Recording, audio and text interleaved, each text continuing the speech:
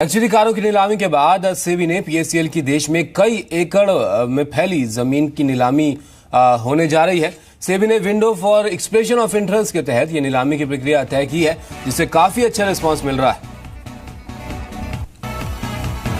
सेबी के मुताबिक पूरे देश में पीएससीएल की 23 राज्यों में 26,500 प्रॉपर्टीज हैं और ईओआई प्रक्रिया के बाद मार्केट प्राइस और सर्किल रेट के तहत रिजर्व प्राइस तय किया जाएगा। सुप्रीम कोर्ट के आदेश के बाद पीएससीएल की सभी प्रॉपर्टीज की सेल सेबी के तहत की जाएगी।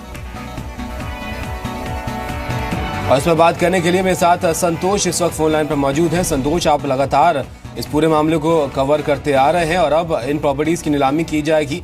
जरा इसकी प्रक्रिया के बारे में बताइए, किस तरीके से नीलामी होगी और कौन कौन लोग इसमें पार्टिसिपेट कर सकते हैं।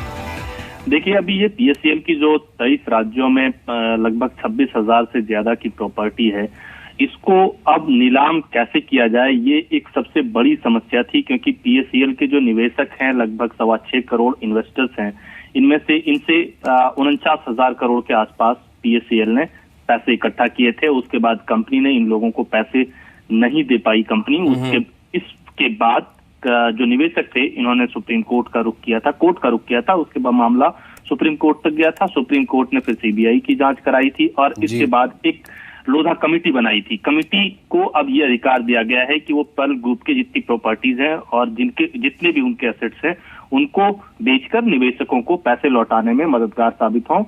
अब इस प्रक्रिया में जो पहले तो इन लोग इसकी पर्ल ग्रुप की जितनी कारें थी, उन कारों को नीलाम किया गया। उनमें से 30 कारों को बेचने पर 30 करोड़ के आसपास के पैसे आए हैं। अब जो जमीनें हैं, जो एसेट्स हैं इनके, जो उनको अब नीलाम करने की प्रक्रिया शुरू की जा रही है। लेकिन सबसे बड़ी जो समस्या आई है, जिसको कि कोर्ट में भी माना है लोढ़ा कमेटी की तरफ से और इनकी पर्ल ग्रुप की तरफ से भी, कि लिटिगेशंस बहुत हैं इन जमीनों के ऊपर। तो अब ये देखना होगा कि कितने निवेशक इसमें आ पाते हैं, क्योंकि जमीनें तो बहुत अधिक हैं इनके पास, लेकिन पर्ल ग्रुप ने उसको लिटिगेशन में बहुत अधिक डाल दिया है। एक ही जमीन को कई लोगों को बेच दिया है। तो अब ऐसे में उन सब लिटिगेशंस के बाद किस तरीके से इसकी नीलामी की प्रक्रिया होती है, ये देखने वाली बात होगी। लेकिन क्योंकि जमीनें बहुत ज्यादा हैं इस कंपनी के पास, इसलिए निवेशकों के पैसे तो मिल जाएंगे, लेकिन कब तक मिलेंगे इस बात की कोई गारंटी नहीं अभी दी जा सकती। तो संतोष, वो जो लिटिगेशन की आप बात कर रहे हैं, उसको तो क्लियर किया गया होगा इस पॉलिसी से, नीलामी से पहले? नहीं, लिटिगेशंस की जो बात है वो अब सामने आ रही है, जब जमीन के कागजात देखे जा रहे हैं, एक एक करके डॉक्यूमेंट्स इकट्ठा करने के बाद।